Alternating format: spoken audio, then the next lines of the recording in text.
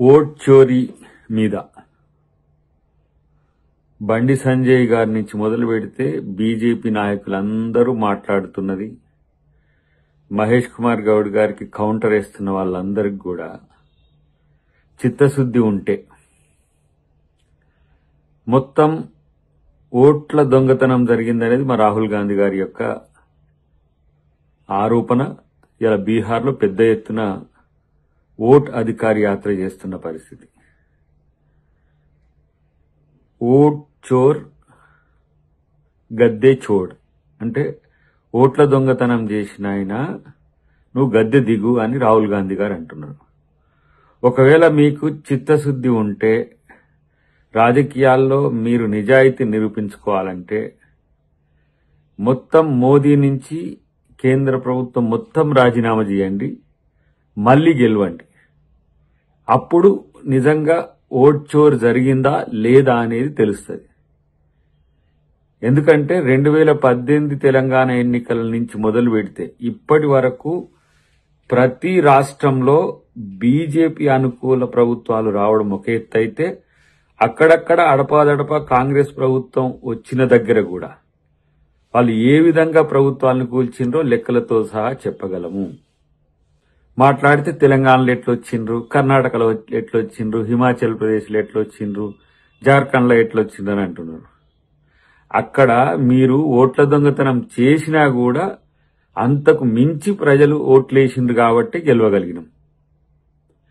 ఇలా ఓట్లు కోల్పోయిన వాళ్ళు ఒక ఎత్తు అయితే, ఓట్ల పేరు మీద మీరు వాళ్ళు లేరు అని చెప్పి వాళ్ళు చనిపోయిన వాళ్ళ లిస్టులో వేస్తే వాళ్ళు వచ్చి రాహుల్ గాంధీ గారితో ఇలా టీ తాగుతున్న పరిస్థితి, సుప్రీంకోర్టును ఆశ్రయిస్తున్న పరిస్థితి.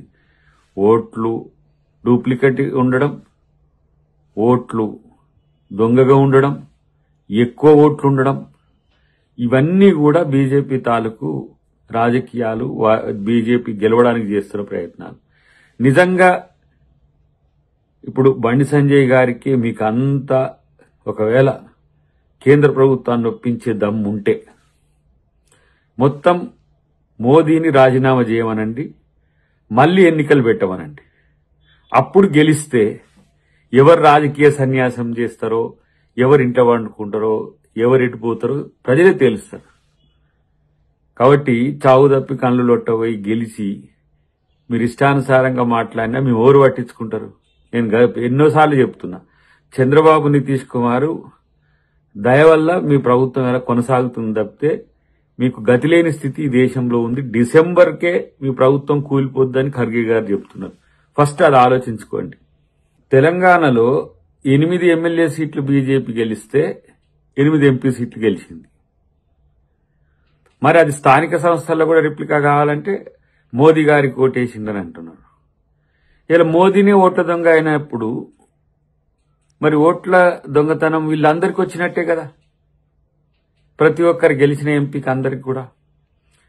కాబట్టి మీరు ఇలా మహేష్ కుమార్ గౌడ్ గారు చెప్పింది 100% నిజమని మీరే ఆమోద ముద్ర వేసినట్టుగా తెలుస్తున్నది. ఇప్పుడు ప్రతి ఒక్క సామాన్యుని మతిలో కూడా ఇప్పుడున్నది ఏంటంటే, ఓహో బీజేపీ ఓట్ల చోరుతో ఇలా గెలిచిందా అని. ఎలక్షన్ కమిషన్ అనేది మొన్నొక ఆయన ఉన్నాడు, నిన్నొక ఆయన ఉన్నాడు, ఇయాలొక ఆయన ఉన్నాడు, రేపొక ఆయన వస్తాడు. కానీ గత 11 సంవత్సరాలుగా మీరు చేస్తున్న తంతు ఏందో భారతదేశ ప్రజలకు అర్థమైంది.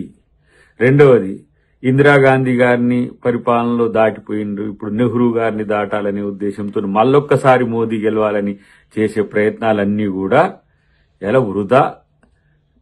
బీజేపీ రాజకీయమే పూర్తి స్థాయిలో డిసెంబర్ జనవరిలోగానే ఇలా తేలిపోతుందని చెప్పి రాజకీయ పండితులందరూ కూడా విశ్లేషిస్తున్న క్రమంలో మీరు ప్రభుత్వాన్ని నిర్వహించలేకపోతే దిగిపోండి.